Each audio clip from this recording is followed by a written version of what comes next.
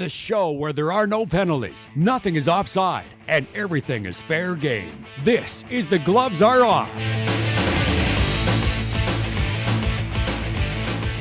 Hello and welcome to another edition of The Gloves Are Off. I'm Moses Wilden. We got a great show for you, jam-packed, but you know what? It's slightly slender than Phil Kessel. Hey, Pittsburgh fan, how are you doing? Andrew Brethauer. That's all I'm going to do all day, just all show, just sit there and pump. All right, well, pleasure to have you on once Thanks again, my co-host of the show. And we're pleased to have this man here, Chance Bensmiller. You're familiar with these parts, of course. You've also won the 2014 version of the Colonial Day Chuck Wagons. So we're happy to have you on, and hopefully this may be a good luck charm for you in 2015. Hopefully it is. Well, of course, you have your brother, too, as well, who's doing big things out in the Calgary Stampede. We'll get to that in a second. But I do want to talk about Phil Kessel and the trade to Pittsburgh. Now, during, I guess, not so much free agency period, but during the draft, there were a lot of talk, will Phil Kessel go around here or not? And I said, you know what? I don't see him in a jersey come October, or at least in a Leafs jersey.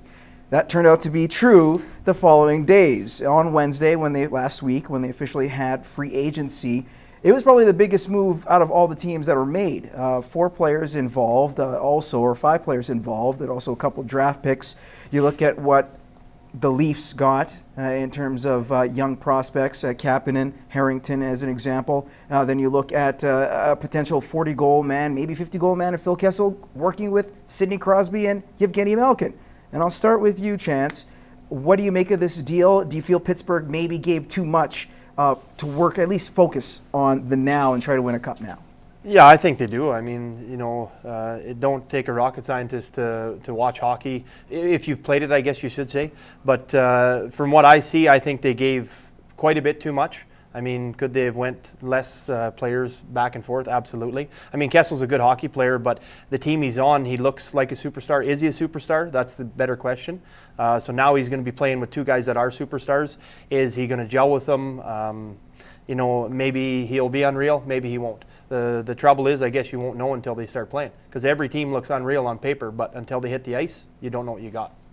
I don't think they gave up too much. And this has come from, I'm a Penguins fan, and I love talking about this now, so it's great. No Oilers talk this week, so I don't think they gave up too much, because Harrington he's borderline right now. He's in the AHL. He wasn't really cracking the roster. Wasn't turning into the player that Pittsburgh thought. Kapanen, I don't know where he'd fit on this team. And then, draft picks, well, they gave up another first-round pick. And it's conditional, but yet they still gave up another first-rounder and a third-rounder later on, too, as well. Yeah, so the first-rounder, we haven't drafted in the first round. I can't remember last time we picked in the first round again. So I don't see this as a problem, because I look at the players that are here. This is a win-now situation. You need to start winning the Stanley Cup with the players you have. Like Malkin's 28, Crosby's 27, Letang's 27, Fleury's 30. This is the time. Like, they're getting to the point where they're peaking, and they're in a couple of years, they're going to be, are we thinking Crosby's going to ever die down and not be the player he is? Maybe not, but everybody else eventually, 29, 30 years old, once you get there, you start your downward slope. So Pittsburgh has to start winning now. If they don't start winning now, then, when are you going to start winning? When Crosby's 34 and Malkin's 35? No, now's the time to do it. The biggest thing, and its potential danger, of course, is that hard salary cap. $71.4 million is what the NHL is slated to have. If you go over, obviously penalties are there, and if you look at some teams like the LA Kings, they're going to have to take a big chunk of Mr. Mike Richards' contract, and that's going to hurt them down the line. Now, if you look at some other leagues, Major League Baseball is a good example. They don't really have a salary cap per se, but if you do go over a certain number, you pay a luxury tax. The NBA has a bit of a soft tax in saying, look, for every a couple $100,000 you spend here or $1 million you spend here, you get dinged a little bit. But outside of that, you look how strict the NHL is and the way the structure is.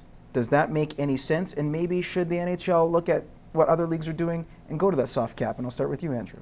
No, I'd say I like the hard cap. Because that will affect Pittsburgh in particular. Because you have Malkin, who's going to be making, $8 million in terms of cap hit. Yeah. You're going to see the same, of course, with Crosby. And you got Kessel about 6, 7? Yeah, I think we have, $2.5 million to sign 6 players, so we're not having a 4th line this year. We're just not going to play a 4th line. But seriously, do you think the NHL maybe should go to a soft cap? It'll help teams out. I don't think it will help teams out. I think it'll help certain teams out who are rich. I think it's going to help the Leafs. It's going to help the Rangers. It's going to help Montreal. They're just going to spend a bunch of money because they have a bunch of money. They're billion-dollar franchises. What about Arizona and Florida and Tampa Bay and Nashville and all these teams that are But you could barely, still keep that core. You see that now time and time again. Chicago's a great example. They have to blow up that core. But I think eventually, if you put a soft cap in, and we're okay, you can go over the cap, but we're going to tax you. We're going to give you a luxury tax. These teams who are worth billions of dollars are not going to care. They're just going to be like, fine, like we'll pay the extra money to win every single season. You don't think Toronto's going to be like, we're going to slap you with $10 million for luxury tax, but you're going to win the Stanley Cup every single year. They'll just start dishing out the money and not care. Whereas Arizona can't afford to do that. Carolina can't afford to do that. Florida definitely can't afford to do that. So I think it will be great to help those teams out, but we're still going to fix the bottom teams. And I think the floor is the problem we got to figure out first, and not allowing teams to not be salary cap teams. Okay, well, Andrew, you make that point. I've made my point. What do you think, Chance? Where do you go? I don't know.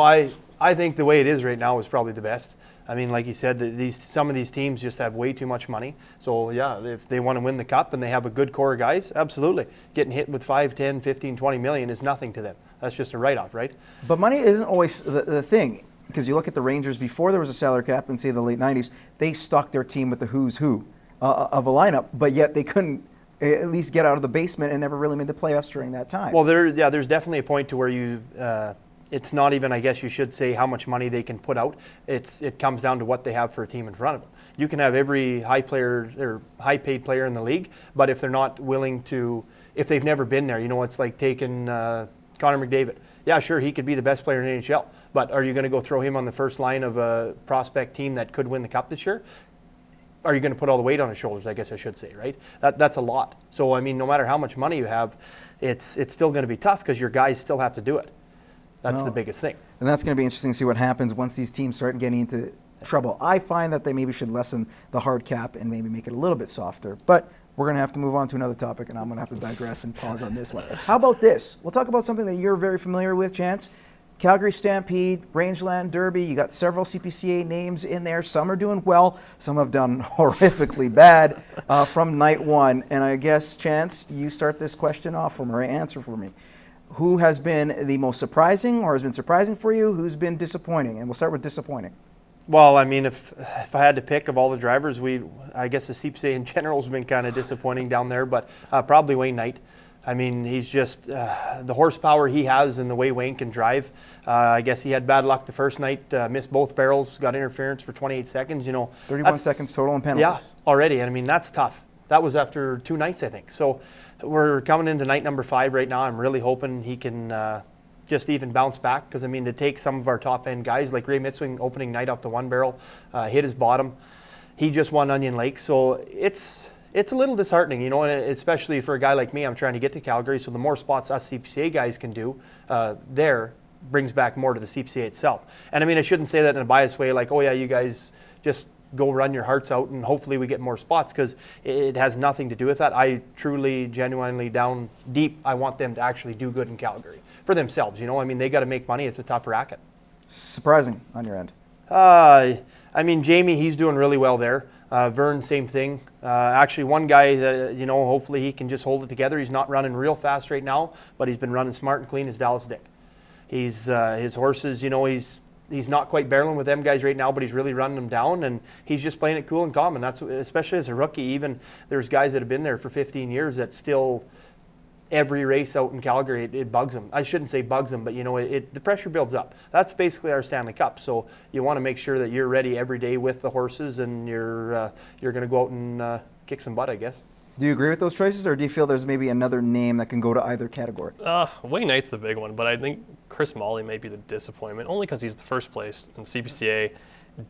Day 2 and him just don't mesh well together. Like, it's not a good fit, but he's capable of racing, and that's that dead heat with your brother, and he's capable. And you hate seeing these like 10 seconds off right now, and he'd be right up in there, and he's a guy who could be in the top 8, but one bad day and his whole weekend's kind of destroyed almost. So on the plus side, yeah, Dallas is amazing for a rookie, just on the outside of the top 16, and that's another great spot. If he could just keep running the way he is, run clean, yeah, he's not in the fastest heats, but just keep doing that, and for a rookie, that's a great showing. We're going to take a commercial break. When we return, we're going to start off with salary arbitration. The NHL obviously kicks that off, and one name from this area is going to be part of it. We'll tell you who coming up.